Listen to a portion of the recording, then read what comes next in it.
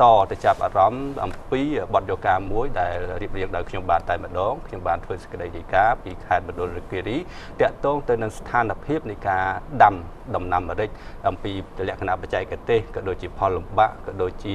ការលក់ចេញលក់ចូលរបស់ប្រជាពលរដ្ឋនៅឯតំបន់នោះបាទសូមអញ្ជើញទស្សនាបាទ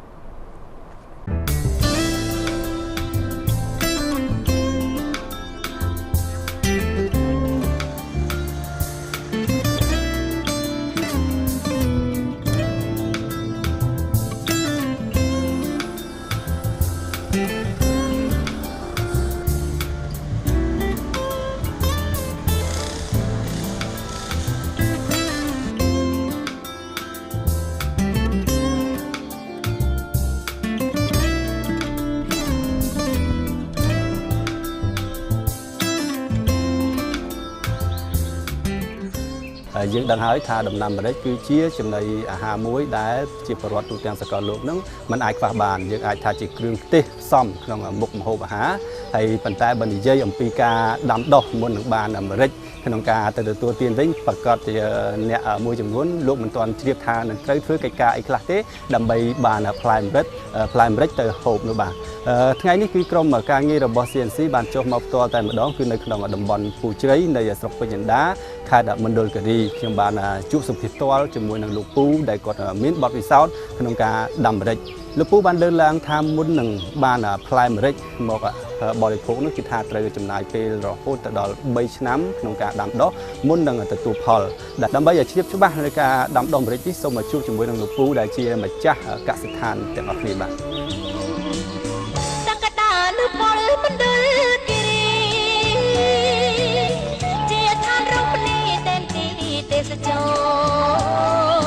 អរគ្នាបាទ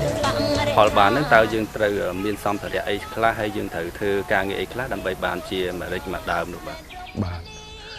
ធម្មតាម្រេចតែចាប់ដើមយើងរៀបចំដាំវាយើងមើលតាំងពីសន្តានដីយើងរៀបចំជ្រួយដីមើលបន្លាយមើលប្លង់វាដើម្បីរៀបតាំងពីចលួងខួងស្បៃកប់ខែ7គឺម្ដុំតែម្ដុំហ្នឹងហើយដើម7ឬមកក៏ចុង6ហ្នឹងគឺចាប់ដើមដាំហ្នឹងពូចម្ដេចហ្នឹងបាទដាំ3តោងក្នុងមួយតោងកាត់7ថ្នាំងតែដល់ពេលថ្លៃគេកាត់តែ5ឯងកប់3ទុក2កប់3ទុក2ហើយការទុកហ្នឹងមានមេឃទាំងពីរហ្នឹងក្រោមហ្នឹងគឺលះវិញបានដាំតែរយៈពេលតាមមួយឆ្នាំទៅឡើងដល់ចលួងទៅគឺត្រូវការបកស្បៃចេញដើម្បីឲ្យមានពន្លឺចូលបាទហេតុអីបានយើងត្រូវរៀបចំបច្ចេកទេសដាំមានដកឃ្លាមានទុកពេលអញ្ចឹងមូលហេតុអីដែរបាទព្រោះធម្មតាចំការម្រេចវាត្រូវការជ្រួយនៅពេលដែលទទួលផលអាយុចាប់ពី4-5ឆ្នាំឯងក្រោយពីទទួលផលអស់គឺត្រូវការជ្រួយត្រូវការគេហៅថាដាក់ជីដាក់អីចឹងដើម្បីឲ្យវាមានអ៊ីឡង់ស្រួលដូចខាងខ្ញុំនេះអង្គញាគិតថាពេលនេះយើងប្រើសិតតែម៉ាស៊ីនជ្រួយព្រោះយើងច្រើនមិនអាចកាប់នឹងចបកាប់នឹងអីបានបាទអញ្ចឹងម្រេចវាត្រូវបើពីមួយថ្ងៃទៅមួយថ្ងៃតើតែដូចខាងខ្ញុំនៅប្រចាំការអញ្ចឹងព្រោះអានឹងវាត្រូវការនៅគៀកជាងដំណាំអីផ្សេងបាទហើយសម្រាប់ការស្រោចទឹកវិញក្នុងមួយថ្ងៃឬក៏ក្នុងរយៈពេលណាមួយដែលយើងត្រូវស្រោចទឹកបាទបើម្រេចចាប់ផ្ដើមពីម្ដុំខែហ្នឹងខែ1ខែ2ហ្នឹងខែ3ហ្នឹងកម្រិតប្រហែលខែហ្នឹងគឺត្រូវស្រោចហើយបាទព្រោះ3ថ្ងៃបើបានម្ដងនោះកាន់តែល្អតែបើសិនជាយើងសភាពកូនម្រេចនៅតូចចឹងទេរហូតដល់តែមួយអាទិត្យម្ដងក៏អត់អីដែរបាទចុះសម្រាប់ការដែលយើងបោចស្មៅចេញជ្រោយស្មៅអីរយៈពេលប្រហែលដែលយើងត្រូវធ្វើបើខាងខ្ញុំនេះគ្រាន់តែថាយើងសម្អាតបានន័យថាខាងខ្ញុំនេះអង្គការគាត់រៀបកម្លាំងឲ្យមិនត្រូវខ្វះអញ្ចឹងយើងធ្វើស្អាតកាលណាល្អកាលណាព្រោះធម្មតាបើសិនជាទុកខ្មៅទុកព្រៃវែងវាមើលទៅគឺថាវាមិនល្អណាបាទតែបើខាងខ្ញុំនេះក្នុងរយៈពេលមួយភាសាហ្នឹងចំណុចគ្រប់ចំណុចទាំងអស់ការជំរះហ្នឹង5ដងបាទក្នុងមួយភាសា5ដងបាទចុះសម្រាប់អាមេរិកដែលមាននេះផ្លែប៉ុណ្ណឹងហ្នឹងរយៈពេលប្រហែលខែហើយបានគាត់បានផ្លែប៉ុណ្ណឹងម្រេចអាហ្នឹងវាចាប់ដើមផ្កាតាំងពីខែ5មកម៉េះប៉ុន្តែគាត់ថាម្រេចក្មេងអត់ផ្កាពីខែ5ទេមកផ្កាម្ដុំចុងខែ8ខែ7ហ្នឹងហើយបាទតែបើសិនជាទុំ ប្រហែលជាចូលមកដល់ចូលខែ5វិញមិនទុំមិនបានបេះបានអញ្ចឹងបានន័យថារយៈពេល3ឆ្នាំបានអាចទទួលផលចាប់ផ្ដើមទទួលផលបាទចាប់ពី3ឆ្នាំទទួលផលបាននៅក្នុងរយៈពេល3ឆ្នាំនេះចាប់ផ្ដើមបានផលហើយប៉ុន្តែចន្លោះនៃការផ្លែហ្នឹងចាប់ពីខែណាដល់ខែណាដែរពីខែធ្លាក់ភ្លៀងដើមឆ្នាំបានន័យថាខែ4ខែ5ហ្នឹងតែធ្លាក់ភ្លៀងគ្រប់គឺលាស់ត្រួយចេញទាំងផ្កាទៅជាមួយលាស់ត្រួយមកតង់ផ្កាមួយមកតង់ផ្កាមួយបាទរហូតដល់មកដុំចុងខែ11បានឈប់ផ្កាបាទប៉ុន្តែម្រេចទូចឹងចេះតែនៅវាល្អចេះតែមានបន្តនិយាយពីជីក្នុងចំការអាមេរិកលោកពូហ្នឹងតើ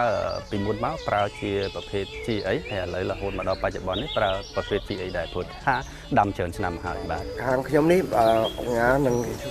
គឺសម្រាប់យកជីលិមុខសัตว์គឺអាចគោបាទខ្ញុំយកមកម្ដងជួនកាលចូលដល់វា80គីបក្នុងមួយឡាន7ឡាននេះ8ដង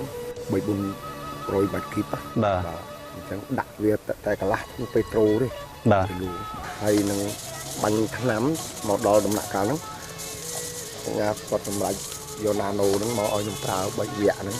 វាពី1វគ្គទៅ1វគ្គហ្នឹងវា3ថ្ងៃ7ថ្ងៃមួយអាទិត្យអញ្ចឹងខ្ញុំបាញ់បាន3សាឃើញតែប៉ុណ្្នឹងបាទពេលដែលទៅប្រមូលទៅរកអាចគោហ្នឹងពិបាកទេបាទយកមកបាទព្រោះអាចគោវាមិនមានច្រើនបាទមានច្រើនទេបាទទិញគេអូអាចគោនោះទិញអស់ជាង$10000បាទព្រោះ1ម៉ាច់គីបសុទ្ធជាង100000បាទហ្នឹងមានកន្លែងដេប៉ូគេប្រមូលស្តុកនៅខាងកោះញែកបាទបើយើងបានន័យថាយើងនៅតែមិនចោលទេអាចគោប៉ុន្តែយើងមានបន្ថែមនៅណាណូបន្ថែមទៀតបាទឃើញណាណូហ្នឹងមកតង់ហ្នឹងមកទៀត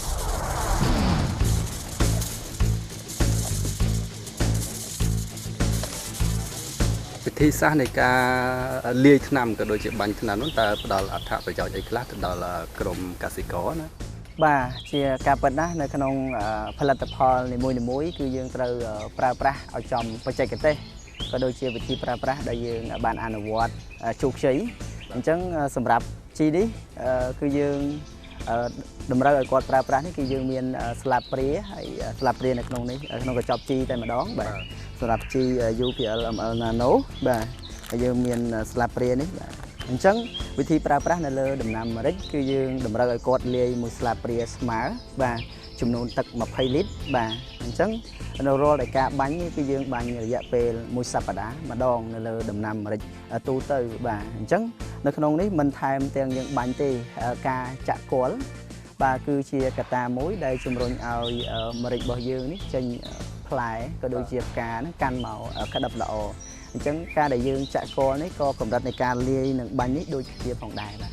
អានេះជាអត្ថប្រយោជន៍ក្នុងការប្រើប្រាស់ឲ្យចំគោលដៅបាទត្រឹមត្រូវបាទប្រើខុសវាអាចនឹងផ្ដល់ផលអីទេបើសិនជាយើងប្រើខុសឧទាហរណ៍ថាយើងឲ្យគាត់ប្រើមួយស្លាបព្រាតូចចំនួនទឹក20លីត្រតែបើសិនជាគាត់លោភលន់មានចិត្តលោភលន់គាត់ដាក់2ស្លាបព្រាតូចចំនួនទឹក20លីត្រវិញគឺដំណាំរបស់គាត់នឹងមានបញ្ហាបាទបញ្ហានោះគឺយើងអាចកែប្រែទាន់បើសិនជាគាត់ផ្ដល់ដំណឹងទៅខាងក្រុមហ៊ុនក៏ដូចជាអ្នកបច្ចេកទេសតែម្ដងគឺគាត់នឹងឲ្យកែប្រែនៅពេលបាញ់លើសនៅចំនួនថ្នាំគឺត្រូវការរុក្ខជាតិទាំងអស់នោះត្រូវការជាតិទឹកច្រើនអញ្ចឹងគឺយើងស្រោចទឹកក៏ដូចជាបាញ់នៅលាងទឹកនៅលើស្លឹករបស់វាតែម្ដងហើយបន្ទាប់ពីវាកែប្រែបានហើយវានឹងល្អលើសដើមតែម្ដងបាទ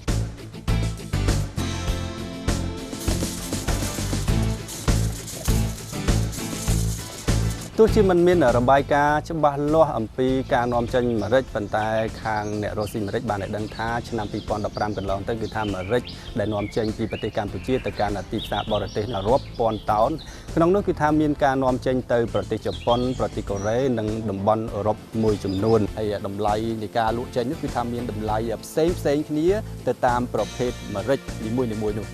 ផ្លែម្រេចគឺគេអាចលក់ជាពីរប្រភេទគឺម្រេចខ្ចីនិងម្រេចទុំបាទហើយភាគច្រើនគេច្រើនតែលក់ម្រេចទុំដោយសារតែម្រេចទុំនោះមានតម្លៃថ្លៃជាងម្រេចខ្ចី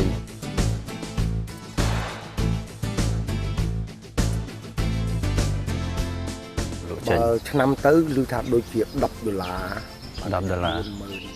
បាទមានតម្លៃផ្សេងគ្នាទេព្រោះថាពូជម្រេចមានប្រភេទផ្សេងគ្នាហើយតម្លៃអាចផ្សេង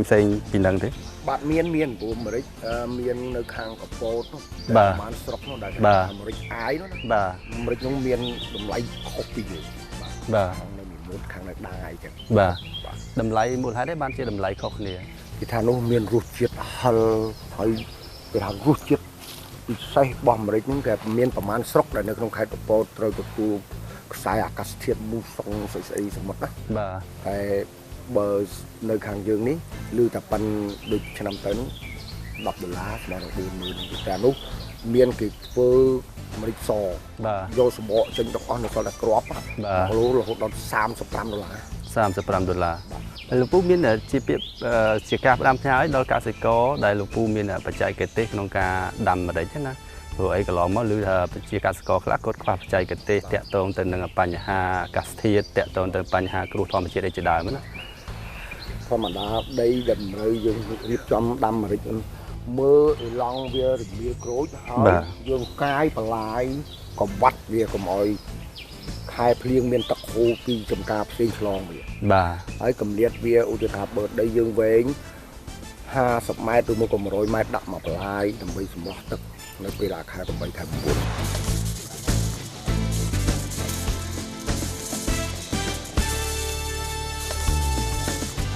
ទស្សនិកជនដំណាំអាមេរិកគឺជាដំណាំមួយប្រភេទដែលយើងគិតថាមិនមែនជាការងាយស្រួលក្នុងការដាំដុះទេគឺថាអ្នកជំនាញដាំអាមេរិកបានដឹងហើយថាគឺរយៈពេល3ឆ្នាំមុននឹងចាប់ផ្ដើមទទួលផលជាលើកដំបូងដែលយើងត្រូវចំណាយពេលនៃការថែទាំក៏ដូចជាស្រោចទឹកក៏ដូចជាដាក់ជីហ្នឹងមានលក្ខណៈបច្ចេកទេសផងដែរប្រសិនបើយើងដាំជាលក្ខណៈហូបជាលក្ខណៈគ្រួសារមិនធ្វើទេប៉ុន្តែបើសិនជាដាំក្នុងការប្រកួតប្រជែងទីផ្សារដើម្បីនាំចេញក៏ដូចជាលក់ចេញទៅឯក្រៅប្រទេសនោះគឺថាទាមទារឲ្យមានបច្ចេកទេសខ្ពស់ក្នុងការដាំដុះគឺថាលោកពូដែលជាម្ចាស់កសិដ្ឋានគាត់បានបង្ហាញហើយថារបៀបនៃការដាំដុះរបៀបនៃការថែទាំនោះគឺមានយ៉ាងម៉េចនោះបាទអរគុណទស្សនិកជនសេចក្តីរាយការណ៍របស់ខ្ញុំយ៉ងសុភាមានតែប៉ុណ្ណេះហើយសូមប្រកល់ទូនីតិនេះទៅឲ្យអ្នកនៅឯស្ថានីយ៍វិញបាទ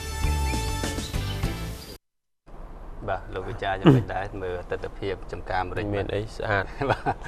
ស្អាតតាមពិតអាមេរិកនេះដាំបានហើយបើសិនជាជាងតាក់ទងកញ្ចប់ទេសចរបានលុយលើនឹងមួយតង់ទៀតណាឬមួយគ្រាន់តែថាកញ្ចប់ធីបអ្នកទេសចរខាងហ្នឹងគាត់នាំទៅដើរលេងនៅប៊ូស្រាហ្នឹងទៅគាត់ហួសទៅបន្តិចដល់ពេជ្រដាហើយអាចដល់ចការអាមេរិកហ្នឹងហើយអាចមើលចការអាមេរិកចការដំណាំនៅនឹងមានអាមេរិកមានកស៊ូ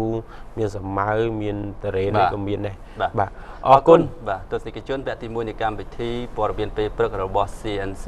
បានដល់ទីបញ្ចប់ហើយខណៈនេះគឺម៉ោង